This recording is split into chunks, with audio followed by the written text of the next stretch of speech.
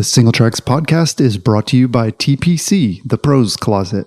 Spring is the perfect time to upgrade, and TPC has an industry-leading selection of new and certified pre-owned bikes, plus frames, wheels, and accessories. Each certified pre-owned bike is inspected, tested, and serviced, and every bike includes 30-day returns.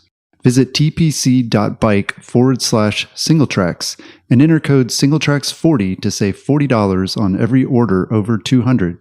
That's the Pros Closet at tpc.bike/singletracks, and look for the link and coupon code in the show notes. Hey everybody, welcome to the Single Tracks podcast. My name is Jeff, and today my guest is Matt Miller. Matt is the inventor and founder of Brake Ace, a sensor that collects data about your braking, and he's also got an app that makes braking recommendations to help you ride smarter.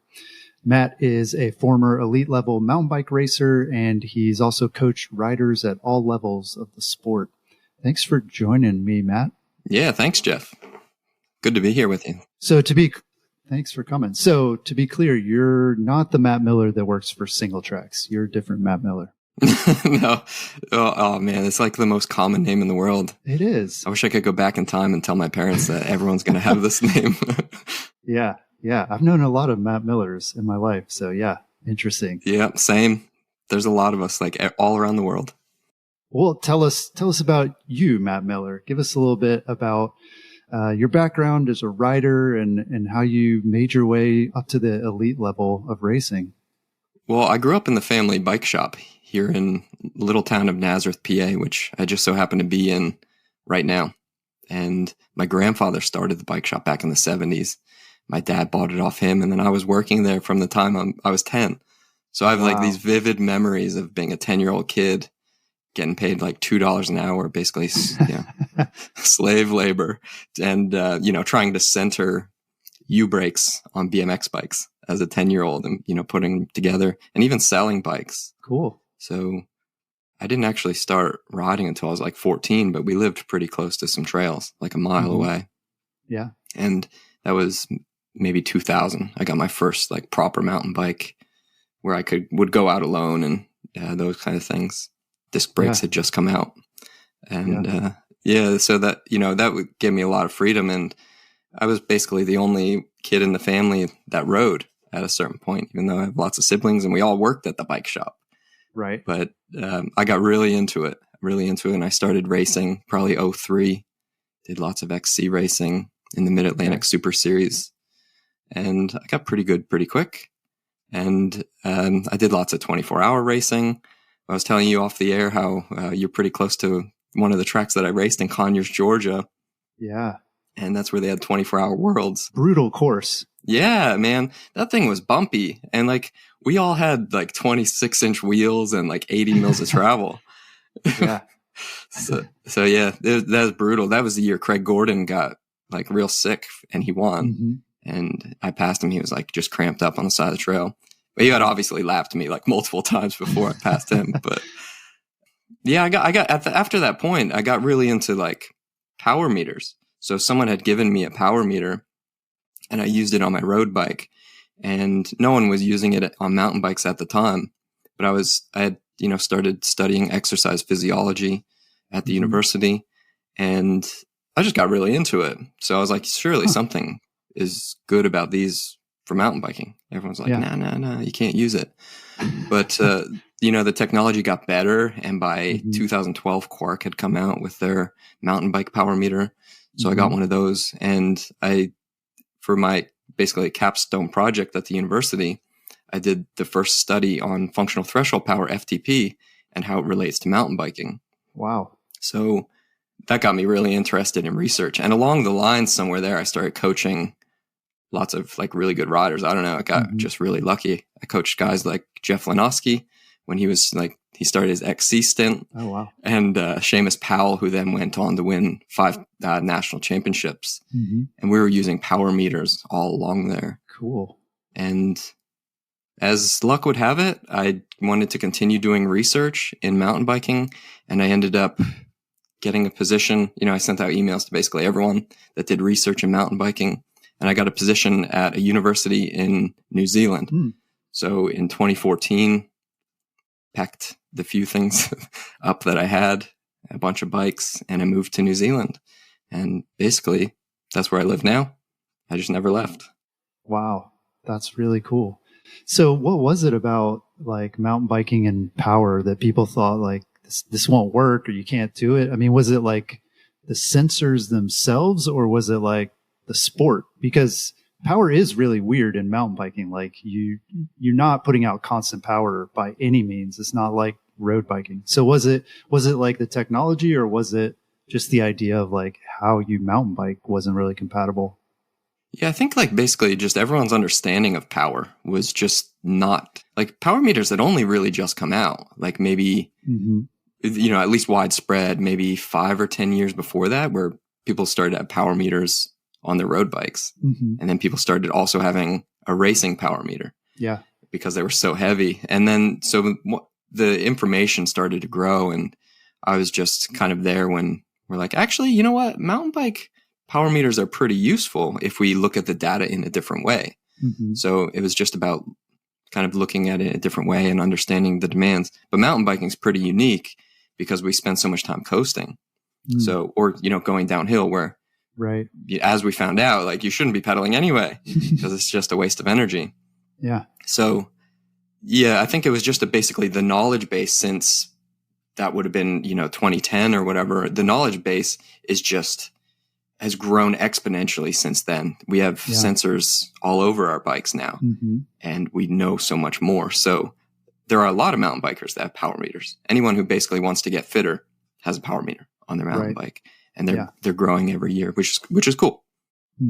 Definitely. So was that insight that you had that like mountain bikers spend a lot of time coasting? Is that what got you interested in looking at braking, like how you could measure that? Yeah, that was exactly it. I was actually like, I had this weird obsession with pacing because I understood so much about physiology and how the body works and I obviously spent a lot of time mountain biking. Well, you get tired really quick and you get tired, because you have to sprint and you have to do it a lot of times. Right. And you could go slightly easier, let's say, and be able to sustain yourself for longer. Like, well, okay, pacing's pretty interesting. So I guess the idea for studying braking came from two things. We looked at a pacing study during my PhD where we saw that coasting down this hill was no faster than if you pedaled. And actually you saved a ton of energy if you didn't pedal. So that was actually probably a good way to do it. Yeah. And then we were trying to do some other things just with power meters in an XC race. And we saw that, I found myself racing against this really fast roadie. He was just braking in every turn. I was like, I know this guy's way fitter than me. And it was my supervisor, and he had been a professional road racer. And he was just braking in every turn. I could hear his brakes. And I was riding with him. I was like, there's no way I should be able to keep up with this guy because he's crazy fit, except the fact that I'm not braking. So yeah, I told them on Monday after that race, I was like, hey, I want to look at braking. Do you think we could build a sensor? Yeah. And yeah, we built this monstrosity of a sensor, and the rest is history, I guess.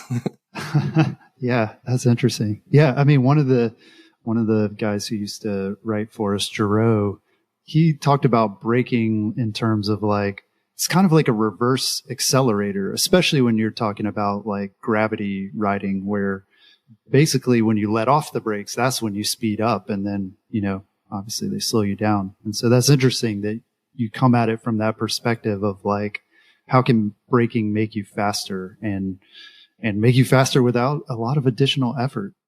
Yeah, it's free speed. It's absolutely just free speed. And, Giroux was onto it because where you brake and how you brake makes all the difference on a downhill. Yeah. Because you're not pedaling, right? It's just you and gravity and the bike, and it's up to you to pilot it. Yeah. Yeah. And so, that's what we're going to be getting into a little bit later on in this conversation. Tell us about BrakeAce, the sensor that you designed. What does the sensor look like and how does it work?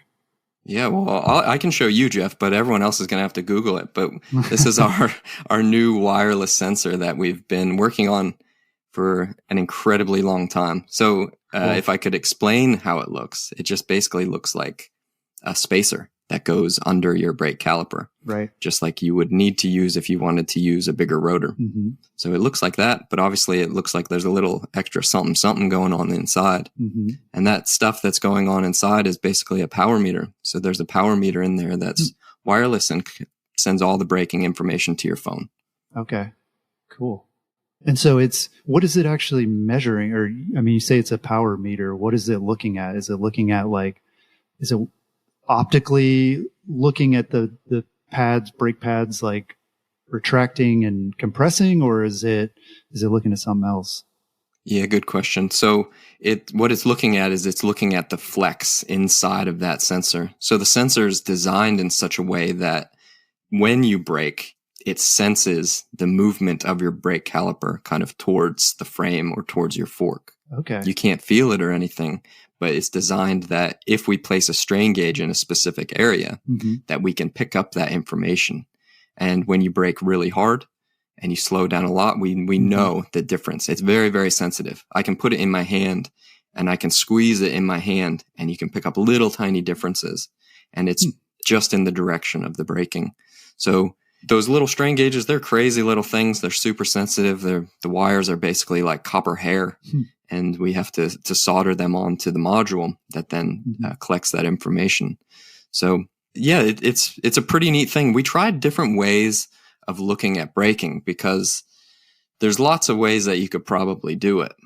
And we settled on measuring power because, well, that's what you do when you're measuring your pedaling. It's all about energy. So when we think about a moving bike, what the moving bike has is energy. And we either give it more or we take it away. So we need to be able to look at that very, very wide range of measurements because it's from really, really tiny braking events to like these massive ones when we're blasting down a hill. Yeah. So it's a nice little, we call it hypersensitive to your braking.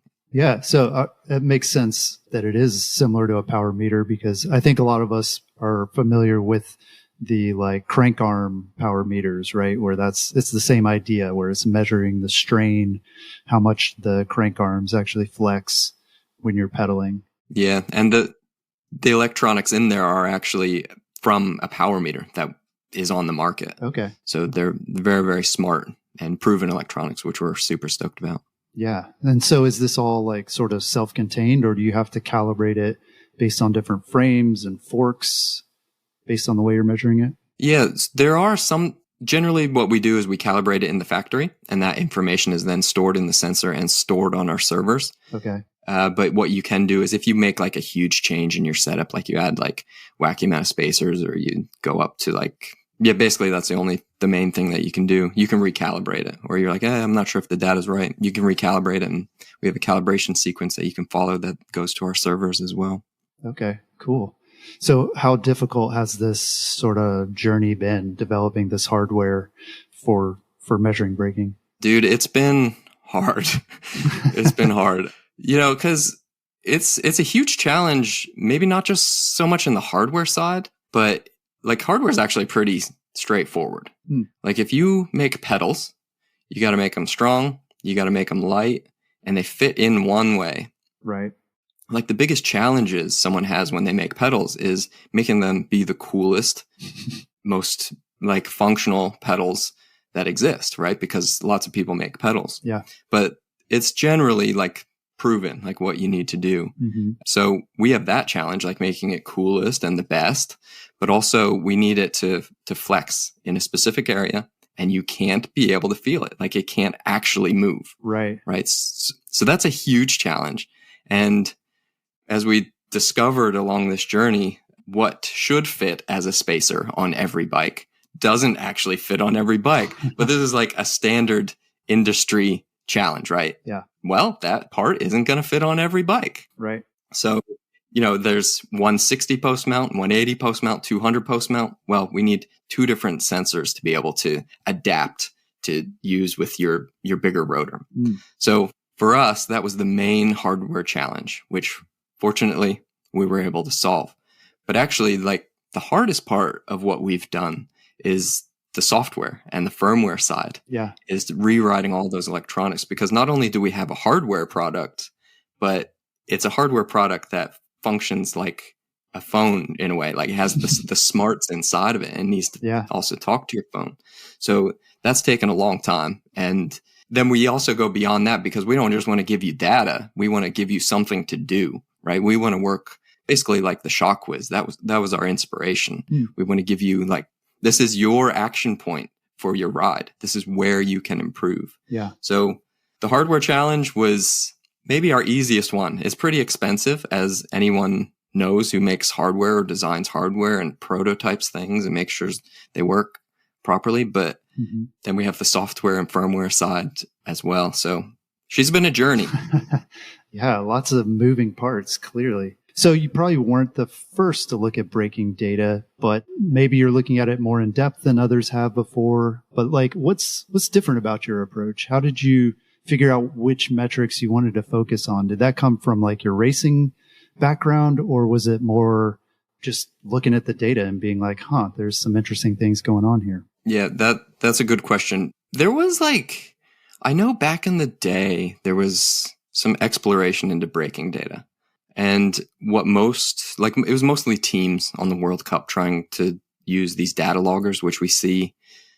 We see the mechanics using them, and we see the teams using them at the highest level during practice, right? So they plug in the wires into the data logger, and they can collect a lot of information. Yeah. And this information is also used during bike development and things like that.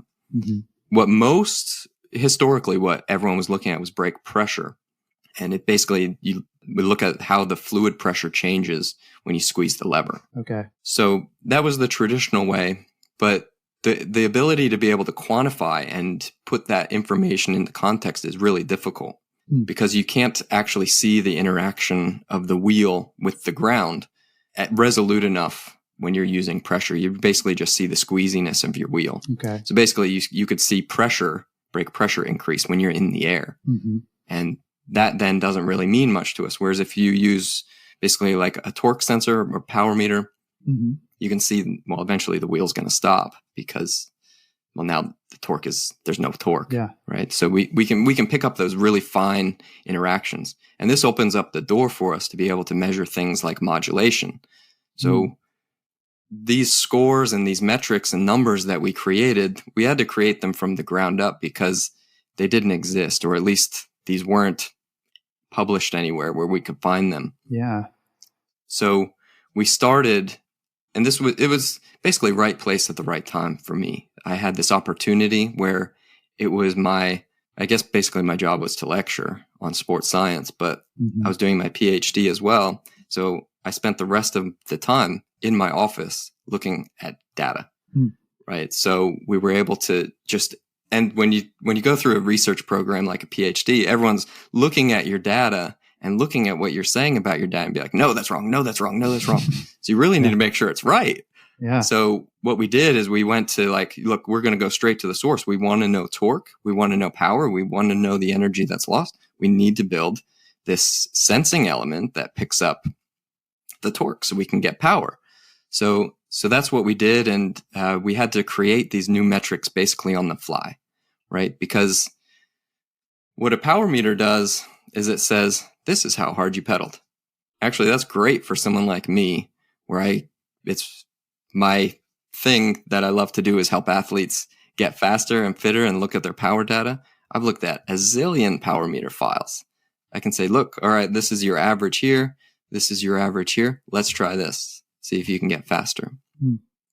But since we wanted to take the shock whiz approach, we needed to make it easy for anyone to understand so that someone without a PhD in braking could look at their own braking and be like, all right, I know what to do. I'm going to go try this.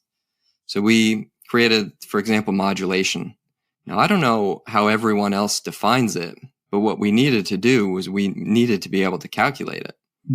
Because I hear it all the time when we look at bike tests or brake tests, like, well, these brakes, the modulation isn't as good, or the modulation on these is way better. So we had to create a way that, okay, what is it actually doing that this means modulation, or modulation is occurring? Yeah. So we created that. And for example, in BrakeAce, every time you brake, it shows your level of modulation. Okay. So that's just one of the scores that we have. And then we have things like intensity of your braking, the duration of your braking, And then I guess what I call it is the one score to rule them all, which is the flow score, which means that we can pit ourselves against each other on a downhill. And we can just look at this flow score and determine who buys beers at the end of the ride. Cool. That's awesome. So yeah, I mean, it sounds like what you're saying too is this isn't just measuring your braking. The sensor is also able to tell what your wheel is doing. Is that correct? Like it can tell if you're locking up the wheel versus letting it spin, but slowing down. Is that a fair way to say it? Yeah, definitely. Looking at how the skidding, we've done that. And there's some real challenges on that to be able to have sensors fast enough to pick that up. So we're continuing to work on that. We found ways to solve that. Cool. And we published those findings. So skidding, we look at skidding, and we also look at basically everything else. So like, let's say you're going down a downhill and it's a chunky downhill and you're flying and you need to be on your brakes, off your brakes, on your brakes, off the brakes. But that's like a little tiny movement, right? With our fingers. We never actually let off. We never actually let off our brakes completely. And this is why they get so hot.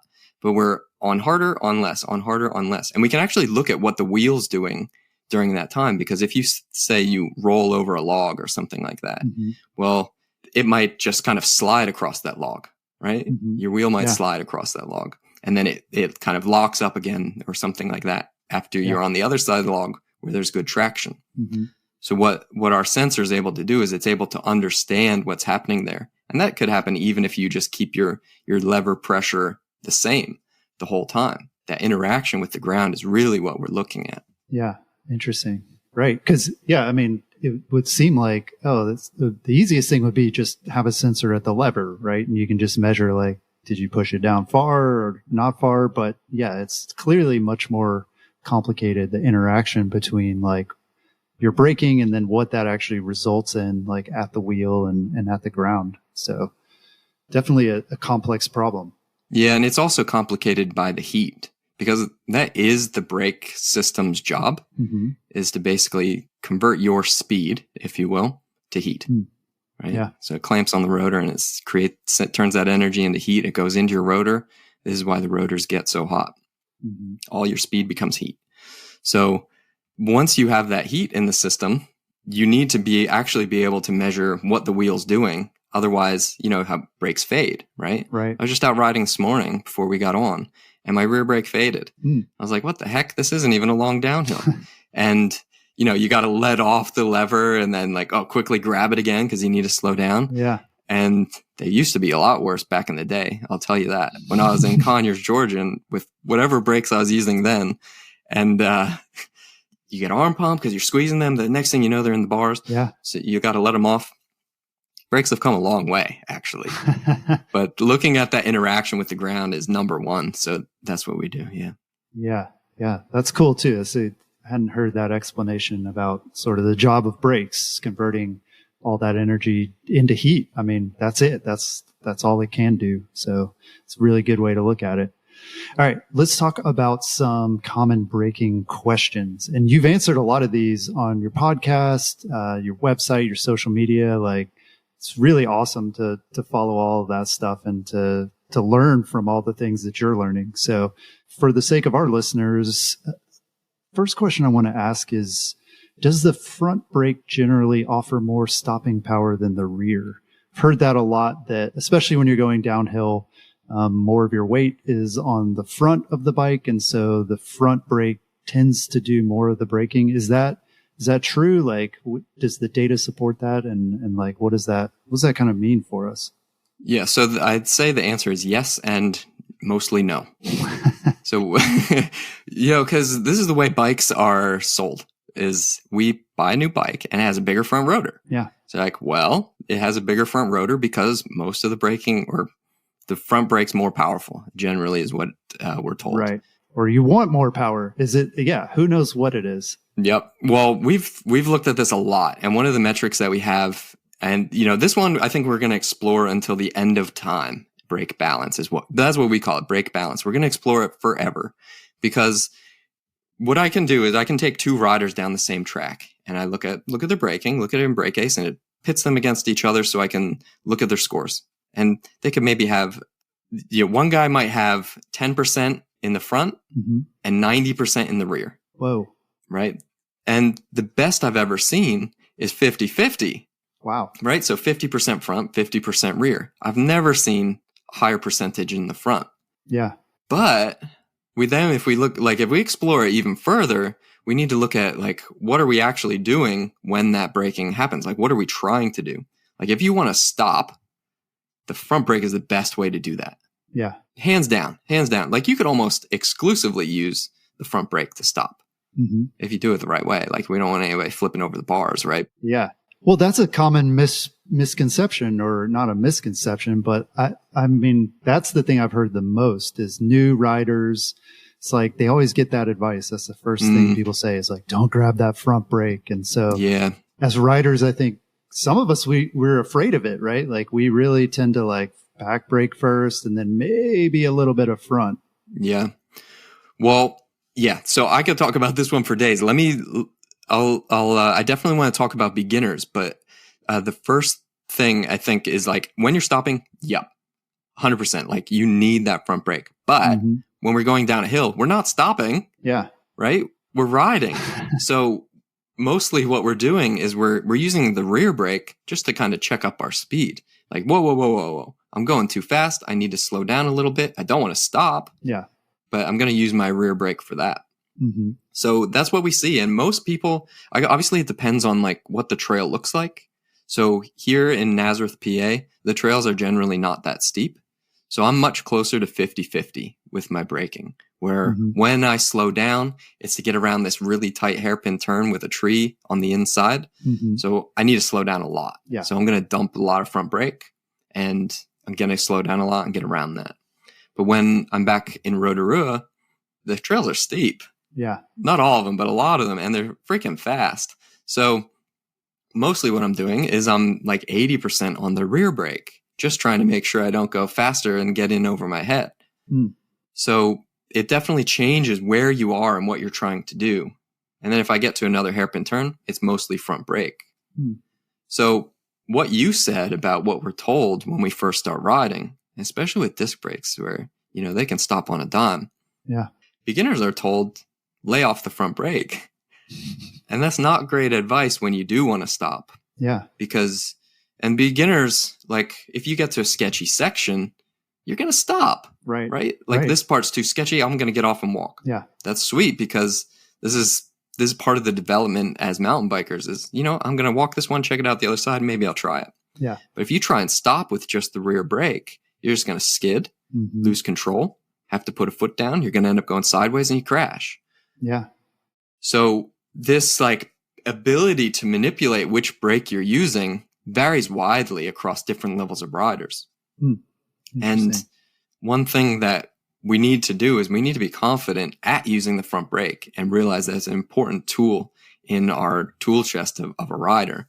So, but obviously not when we're going crazy fast and we want to slow down because traction is also important. Yeah. And we don't want to start skidding with the front wheel because then we'll also end up in trouble. Yeah. Interesting. Well, when you say that you've seen some riders that are doing like 90-10, where like 90% of the braking is the rear and 10 is the front, does that mean like they're on the brakes that amount or like that they're getting that amount of stopping power, right? Like what I'm thinking is a little bit of front brake goes a long way, especially if you're going downhill, right? So what are those percentages really talking about? Oh, that's a good question. So what we're actually looking at is energy. Okay. At that point. So when we're looking at balance, we're looking at that heat that goes in. And you can think of it like a banana, right? So if you're burning up like a whole banana on the rear brake, just by converting your speed into heat, you might do 10%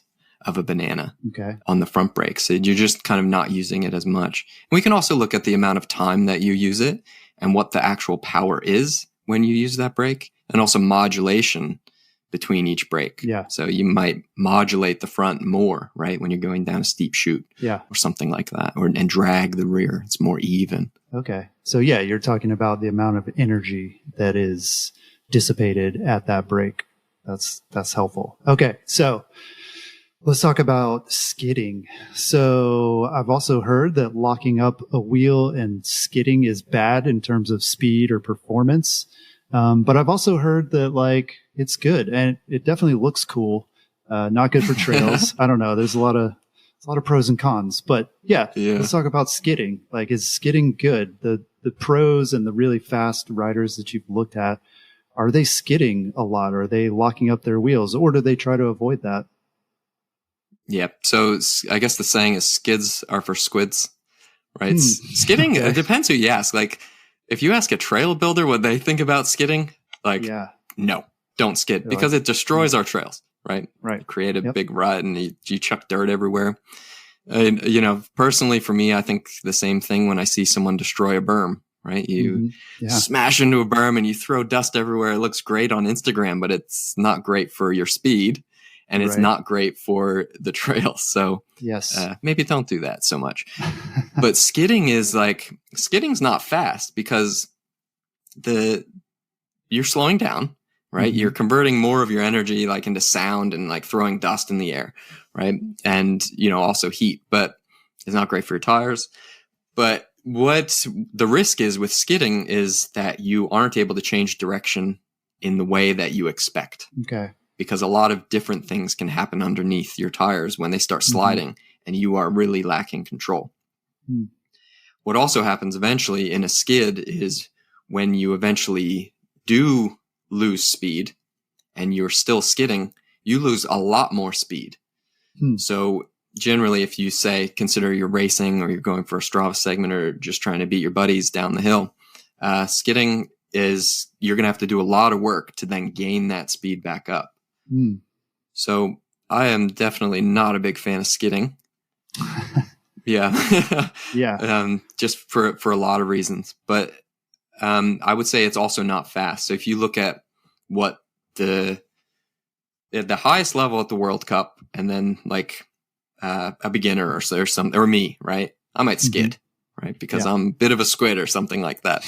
But what Bruni does when he wins the World Championships is he's taking a swoopy turn around this berm, and he's really high up there. It's not sharp edges. If you look at the trace of where he's going, is real smooth around there. Yeah, and to be able to do that, you need to have the appropriate speed when you get into that turn, so you don't have to have these square edge turns. Right. So skidding, you end up doing a square edge, right? Your rear tire slides. It's not in a very nice arc. And then you're at a weird angle compared to where you were before. So generally it's not that great. Some people have perfected it, but there's better ways. Yeah. So this, I think, kind of leads into my next question. And this is one of those things that I've seen from your research and what you've been talking about. And that's cornering. So it sounds like one of the things you found is that some of the best, most effective riders are going to brake just before a turn, if I'm correct, right? And for me, that I associate that with skidding because if I'm doing it late, like it's too late and I'm like really grabbing onto it. So how do you optimize that? Like, how do you know where the right place is to brake before a turn? Yeah, I think what everyone needs to be on the same page is like, what does before the turn mean? Right. Because someone might look at a turn and be like, before the turn is the middle of the turn. Or someone else might say, before the turn is before my bike starts to lean at all. For example, if we take a downhiller, they take late braking to the next level, right? This is what pros are doing differently. They're braking at the last minute possible. And what ends up happening is what we can do to get like very precise location. And even if you're like, I'm not sure about GPS and as far as precision, you can only take GPS so far. Like even if we use like a crazy high speed GPS, someone would be like, I don't believe it. Right. Because we're all used to seeing crazy GPS numbers. So what we can do is, all right, sweet. Export the data from Breakcase and sync it up with your GoPro. Okay. And if you sync it up with your GoPro, you can see exactly where you were in the turn when you were on which brake. Yeah. So that's pretty sweet because then we can look at, you versus Loic Bruni, for example, and we can see like where you start braking and where he starts braking. So what top riders do at certain times is they're braking like right at the apex, right at the apex. And what that means is all the time before that, they were able to ride without braking, which means they were going really fast. Yeah. So when we think about braking early and braking before a turn, what that means is actually we slowed down a lot before the turn and then had to somehow get through it and hold on and hope that we didn't need to brake again. Yeah. And it's really scary to be able to do that, to be able to then to slow down, be like, yep, this is the speed that I need. Slow down enough and then get off them. Now you're looking through the berm and you get through it without dabbing the brakes again. Yeah. So that late braking strategy, they take it to the next level, obviously. And that means that we have maximum speed before we start braking. Yeah. And then they're off the brakes. Interesting. So yeah, I mean, you say most of them are braking like as close as possible to the apex. So yeah, again, what is that point in a turn? Like if we're looking at 90-degree kind of berm, like where is that exactly? That's a good question. We had to like be able to define that actually in our software, right? Like what is an apex? Yeah. So we can identify that then in the plot. And basically what we do is we find the center of the turn and we make that your apex. So not the center of the turn, the center of the path that you took. So what is your apex, right? Because someone might go, way outside early in a turn and then cut inside, or inside and then outside. So what was the sharpest part of your turn and how did your braking relate to that? So the best riders might have, their apex, their turn might be super wide and super smooth. Just like when you're going around, on the highway and you're riding real smooth and you're like, yep, I like this line. Whereas, someone like me, maybe a bit more squiddy, will, have a sharp apex. And, I'm not sure where it would relate to them, but it varies wildly based on turns. But, the great thing is like now we can quantify that, right? We can quantify like what was my braking compared to Locke Bruni and why is he so much faster? And how can I be more like him? Right. So, okay. So we're braking, we're at the apex of the turn. That's when ideally you're going to be braking, right? Is at the apex. And then how long are you holding on? Like, is this just like a tap? Does that depend on sort of your skill level, or is there like an optimal way to sort of let off the brakes once you're within a turn? Yeah, I think so. I think maybe I should preface this saying that I'm not like a qualified skills coach. And I think skills coaches are extremely good at communicating this part where like when you should let off the brakes and how you should do it. And generally what skills coaches teach is that you should kind of ease off the brakes because especially if we're just getting started riding, our ability to change speed extremely quickly, we're just not quite there yet. So if we can change speed gradually and gradually slow down the time that we change our speed, or gradually shorten that time that we slow down, then we can kind of on our journey to improvement. So maybe a beginner might slow down earlier and brake harder as they go, and then let off their brakes as they go through and past that apex, just because we're still exploring how much speed we actually need for this turn. Yeah. Yeah. Interesting. And so is Brake Ace, like within the app, are you getting those kinds of tips and feedback? Like if I went through a turn, would it tell me afterward, like, hey, you're braking too soon, or you're not letting off your brakes quick enough? Like, is it at sort of that level? That's definitely where it's going. So we've explored that by being able to say like where your apex is, how you were braking before it, how you're braking after it. So we have ways to quantify that. We've kind of kept that on beta and we're using that internally in the software. And that's really where we want to go. Like we want it to be in a way your skills coach, right? Where there's video tutorials that look at what you did with your brakes. Hey, all right, this is what you did. Now try this. So what we're doing at the moment, what we do is it's called key opportunities. And instead it looks at all the places that you brake that might be 90 times. And it gives you 3 places to go to improve. And these are your 3 key opportunities, and it shows you what you did in that time. And in the future roadmap, if I look at the future of Brake Ace, the plan is to then be able to implement like, actually, this is your tip. Like this is what you should do. And here's someone showing you what to try. because we know actually a lot about the trail.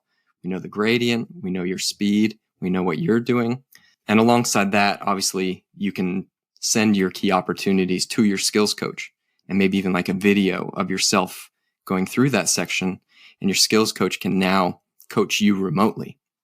Yeah. Right. They're like, right. Just like try power. this at home. Yep. Exactly. Exactly like power. You know, because when I was coaching athletes, and I still do this just because I love it, coaching athletes' fitness, most of them I never met. Right. They're on the other side of the world. And if I look at their information from their ride, it almost feels like I was there with them. Like I can understand their pedaling. I can see what their heart rate did. I can see all these things. So that's really where we want to go.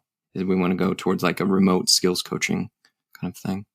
Yeah, very cool. Well, yeah. So I know you said you're not a skills coach, but I'm still going to ask you skills questions. Okay, go for it. Yeah, and this will all be, again, like, I'm glad you said that, but also, again, this approach is different, right? It's a data-driven approach versus the way that a lot of even the current pros learned, right? Like I imagine a lot of them, it was trial and error, or maybe they just naturally like understood the physics of braking and turns and all that stuff.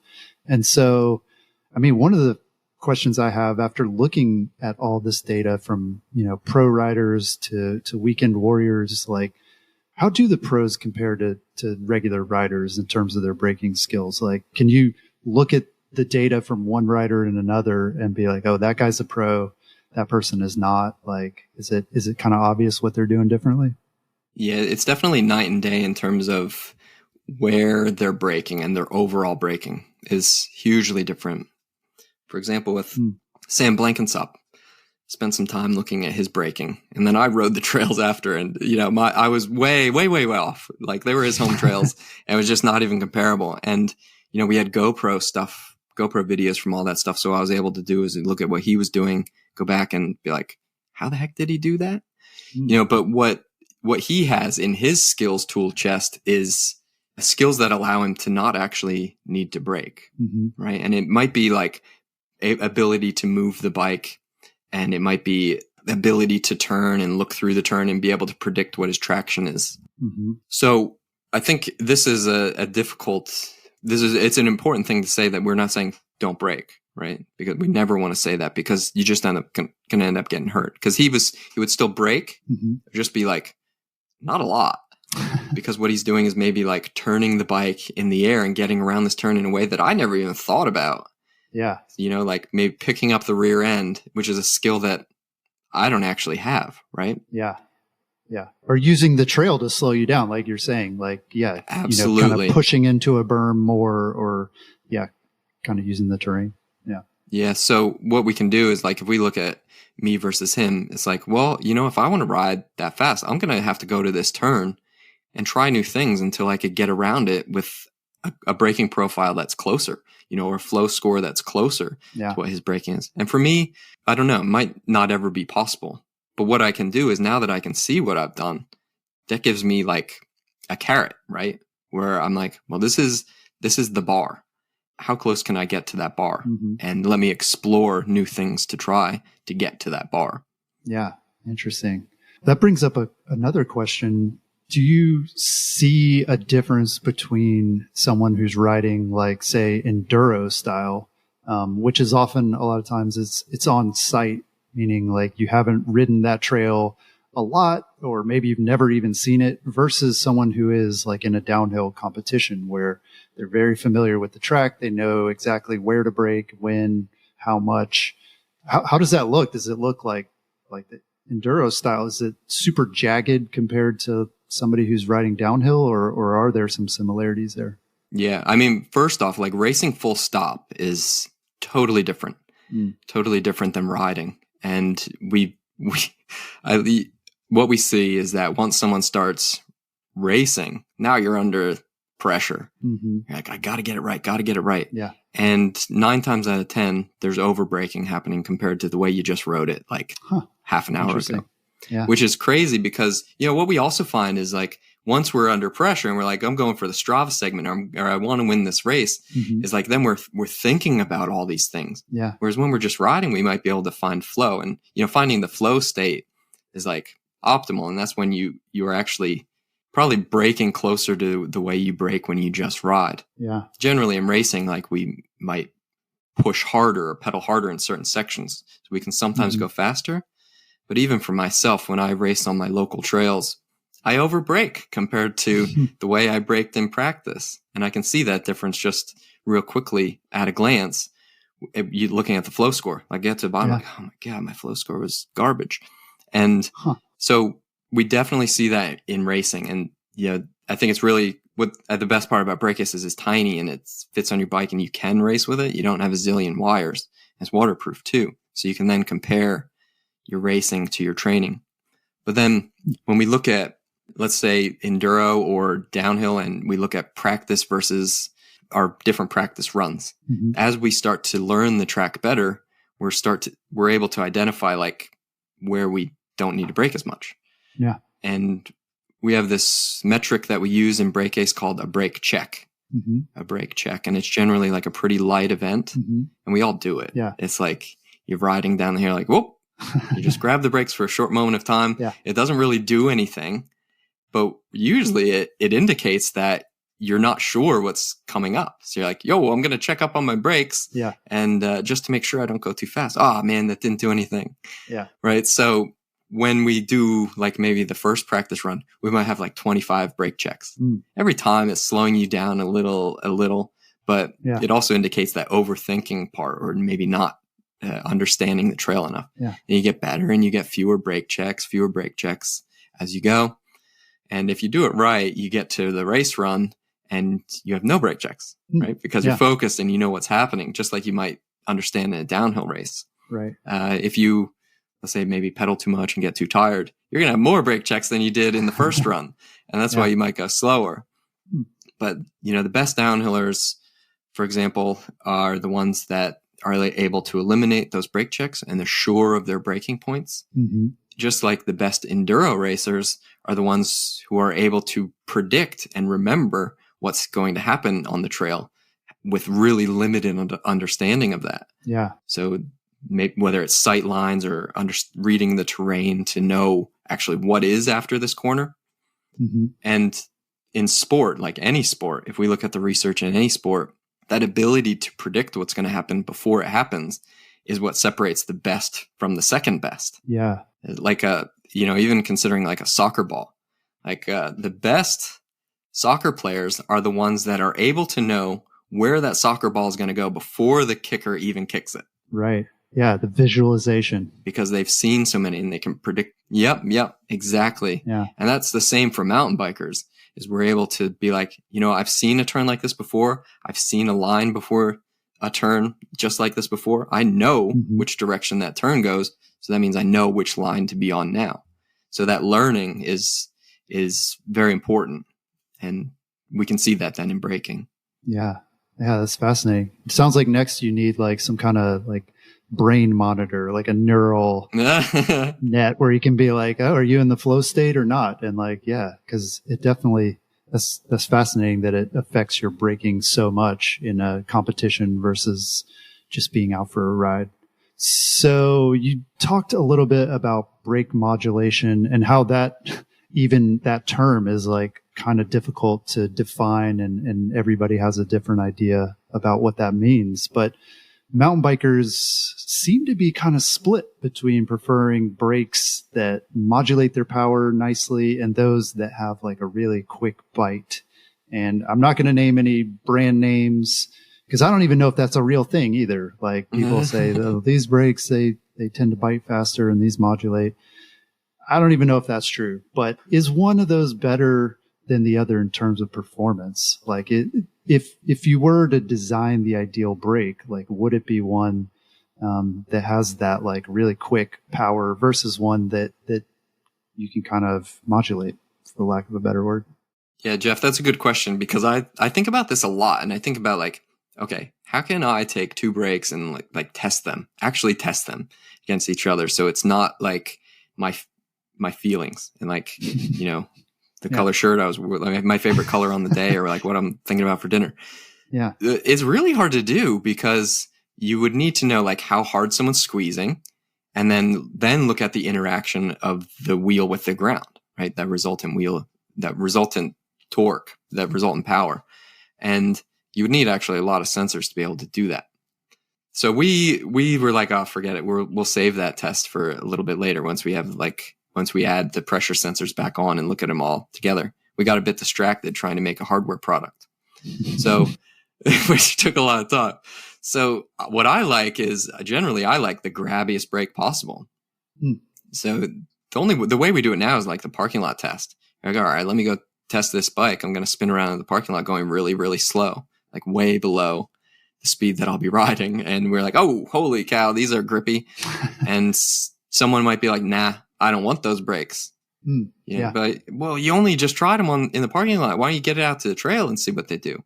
Yeah. Whereas the other brake might not grab as fast. And you might be like, yeah, that's the one I want on a trail. Yeah. Well, maybe it'd be better to get it out on the trail straight away and try that.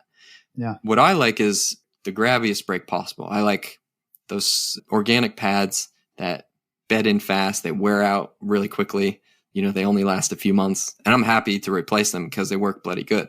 Yeah. So, because like what you want is you want your brakes to be there when you want your brakes. Mm-hmm. Right. So if you're going quick down a trail, like you don't want to have to grab more brake than you expect or, need more brake when you don't have it. Yeah. So I want a brake that's right there right away because I can modulate it. You know, once I get into like a steep chute and I need to change and manipulate how my tire's working with the ground, I can do that, whether I have a grabby brake or not. Right. But what I can't change is if that brake's there right when I need it.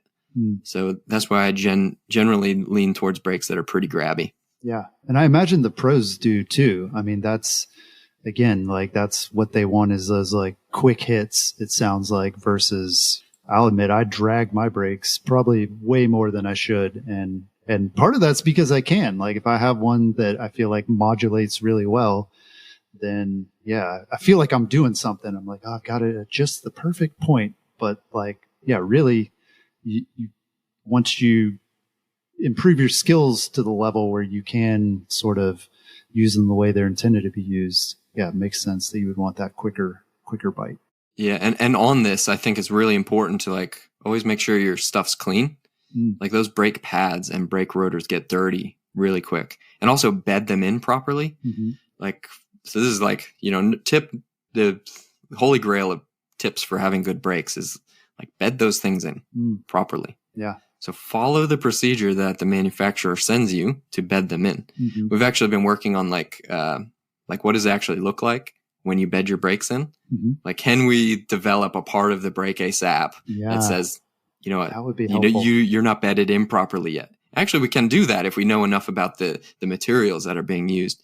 So yeah, we've been exploring that, and most people don't bed their brakes in properly. And then we can actually see that, like how the brake's performing once it is bed in properly. And, you get less noise and they just work better. And then they need to be cleaned pretty regularly.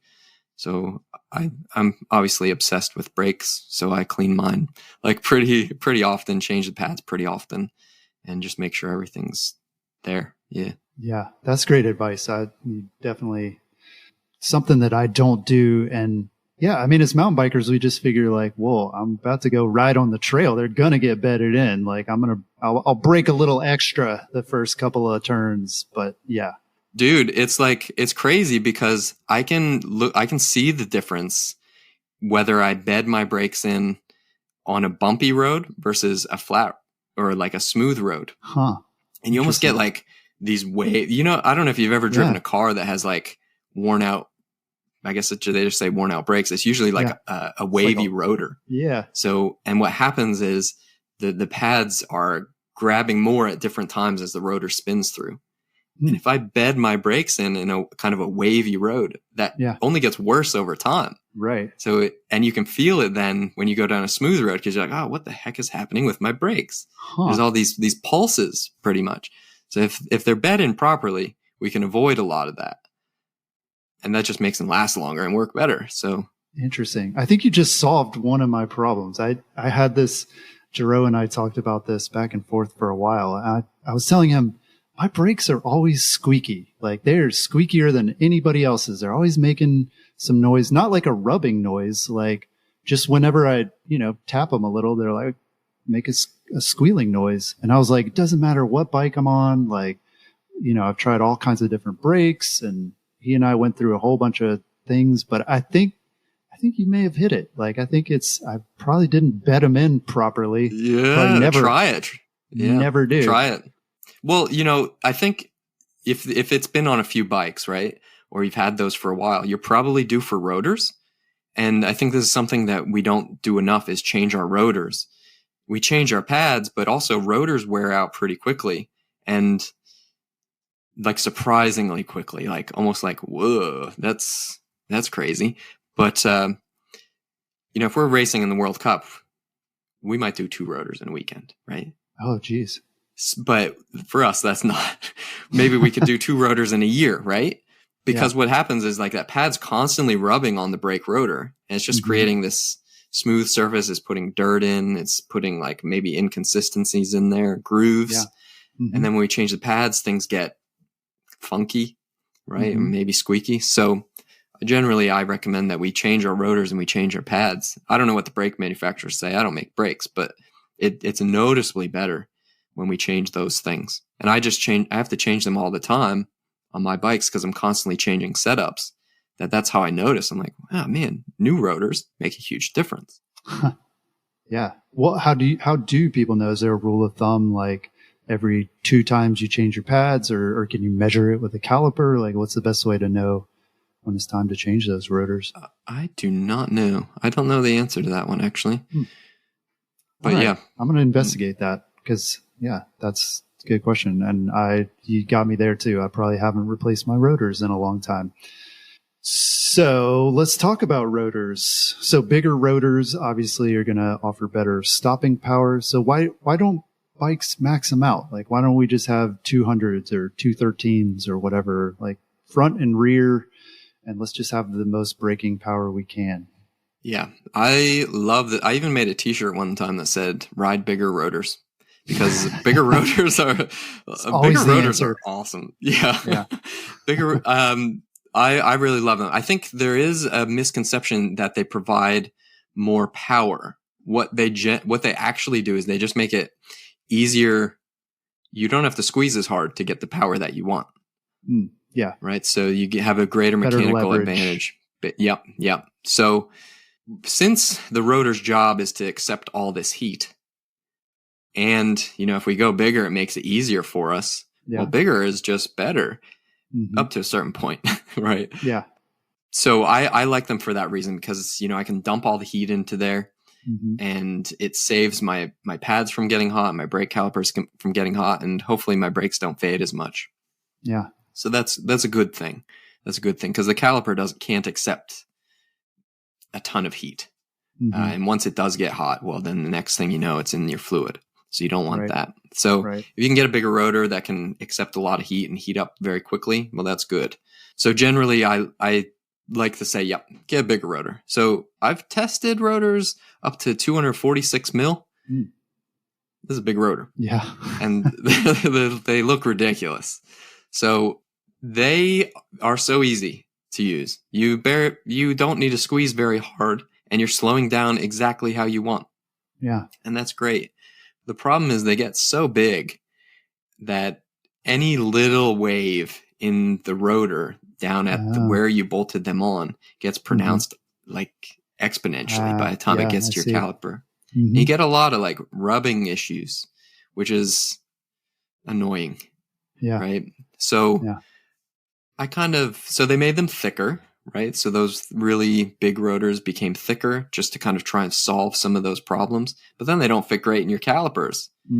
And the problem with us mountain bikers is that we're really picky, and we want everything to be light and also work really well. Yeah. Like a motorcycle, you don't have that problem. Like, you're going to put a big rotor on there, right? Because you want it to stop, and you don't care if your Harley's 700 pounds. Right. But we want our mountain bikes to be like 25 pounds and go off 20-foot drops. Right. The brakes are an easy place to like lighten it up. So basically where we're at this point in mountain biking is some people want bigger rotors, but there's not enough people that want bigger rotors to warrant having massive calipers that work really well with them. Mm-hmm. So the biggest size that works pretty good now is a size 220 and 223. Okay. So I know a lot of people that are using them, and we had to actually develop a whole new geometry on Brake Ace, like a separate sensor to be able to work with that size. Yeah. Which is sweet because they ride really nice. They're definitely worth trying. Mm-hmm. So someone said to me actually a long time ago that the biggest rotor you can have is the wheel. Right. Yeah, that's what I'm thinking. There's rim brakes too, right? Yeah. That's not ideal. Everyone knows how bad they are. And there were even these hydraulic rim brakes back in the day as well. And, they were real stinkers. They didn't work great. But you just can't you can't grab onto them hard enough because it is still the rim. So I'm not actually sure what it would look like with a gigantic disc the size of a wheel that had the same size caliper. But I imagine it's a bit of a liability. Yeah, that could get weird. Well, that also I remember seeing a thing at Interbike like years ago, back when rim brakes were still sort of a thing, that claimed to be like a anti-lock brake thing. It had like some springs and some things that would kind of like pulse your brakes. Yeah. Well, so I am surprised that hasn't really like translated to mountain biking. Like, does that make sense? Like, is it just a ridiculous idea that in a car, like you're able to control your braking much better by having it like pulse or whatever. But like in mountain biking, we would never do that, would we? I think we will. I did this thing on my Instagram. I did a poll and I said, because one of the companies released this ABS for e-bikes. Mm-hmm. I said, do you think ABS is the future of mountain biking? Mm-hmm. And like 95% of people said no. Yeah.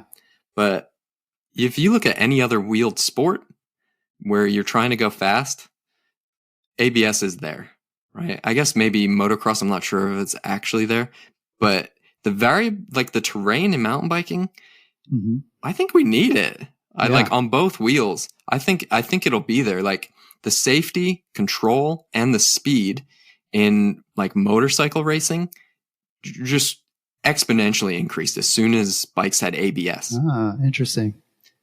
So I think we'll see it. I think there will be some challenges just because like we're picky and we love lightweight things. So ABS really needs to get to the point where it doesn't weigh a ton. And I'm not sure if it's really there yet. But, if you're racing downhill, you probably shouldn't care about weight anyway, right? Like it's probably a benefit to be heavier. You go faster. I think we'll see it. I think it would be awesome. I would love to ride one. And, I think we'll see prototypes sooner than everyone is ready for. Yeah. But the problem is everyone needs to be ready for it, right? For it to be a product. Yeah. That's what I was going to say is I feel like the biggest, obviously there are technological hurdles, but I feel like just as big is going to be a lot of people are going to say this feels like cheating, right? I mean, like your whole thing is about like, let's, figure out how we can improve our skills and like become better riders through braking. And this feels like, it's just cheating. It's a way to like not have those skills and instantly be better. And so, yeah, but I feel like our sport, we've had a lot of things like that where initially people are like, hey, it's not fair. We didn't have that. And oh yeah. E-bikes are probably there now where like some people don't consider it a mountain bike. And maybe it depends on where you are. Cause in Rotorua, I'll tell you like 50% of the people there have mountain bikes and they are loving it. And the trails are no worse off. We get a lot of people riding there. And, New Zealand in general, like we see a lot of e-bikes. It's pretty sick. So I think like, it all goes in waves. Like, I don't know what was cheating before. Like, maybe 29ers were seen as cheating. Yeah, right. Maybe we're like, no way. 26 is the only way. 26 or die. But man, I would not go back to a 26-inch bike. They are sketchy. Right. So like not only did speeds increase, but also like we feel safer. We probably are safer until we hit the deck, but it's overall like a better experience and it's easier to get into riding when some of those like extremely difficult things to do, like, slow down, are when they become easier for us. So ABS will do that. And I look forward to it. It's going to be good. Yeah. That's awesome. Awesome outlook. Well, so yeah, I want to close by just asking you a little bit about Rotorua, since you live there and you mentioned kind of the scene there. How has it changed or grown since you've been there? I mean, all of a sudden it seems like it's kind of launched onto the world stage. Like what's it like riding in Rotorua? Well, I'll tell you, like, mountain biking is what took me there. Mm. So I moved there for a reason. It's because I live 2 minutes away from, like, literally a 2-minute bike ride from trails. And I get on the trail network and it is expansive. Mm. I think it's changed a lot. It was probably the first place I visited when I went to New Zealand. Like, there were trails in the town that I lived in at first, which was Palmerston North. It was great. And that grew and grew and grew in mountain biking. Mm-hmm. And New Zealand in general, they just have, like, the government is paying to put in trails. Like, local governments are building the trails, and they're not cheap. Like, it creates jobs. It creates, jobs for trail builders. It creates jobs for bike shops. And there's an insane amount of bike shops in Rotorua. Mm. And, it's really easy access. And that's one of the great things about it, is that, town kind of surrounds this forest, and you can ride from your house, and next thing you know, you're in trails. Yeah. So I think when I first went there, maybe in, I guess 2014 would have been the first time I went there. It was still growing. Mm-hmm. Like, they had already had world champs there in 2006. Okay. So mountain biking was already like a thing there. Yeah. But it just has grown and grown and grown and grown. And my neighbors ride. You would look at them, you wouldn't be like mountain biker. And maybe they don't identify as a mountain biker, but they mountain bike. Yeah. So, like, the whole cul-de-sac mountain bikes, and like the neighbors across the street mountain bike. You see them out on the trails. And it's just become so normalized in New Zealand in general, where someone who is a mountain biker. Everyone knows someone who is a mountain biker. So the tendency then is for everyone to mountain bike, right? Because you're like, well, Steve mountain bikes, so I'm going to go mountain bike with Steve. Yeah. And it's pretty amazing how it's become like the thing to do, mountain biking, families. And what it does is it leads to like a really high level of rider, because you increase the number of people that do it. Well, next thing you know, you have a lot of people that are really into it and really good at it. And we just had Jenna Hastings from Rotorua win the junior women's downhill world champs just a few weeks ago. And she's young, and she's been riding. She's been around mountain biking her whole life. Her whole family mountain bikes, and her neighbors mountain bike, So it's a pretty cool place in that. And we can ride all year.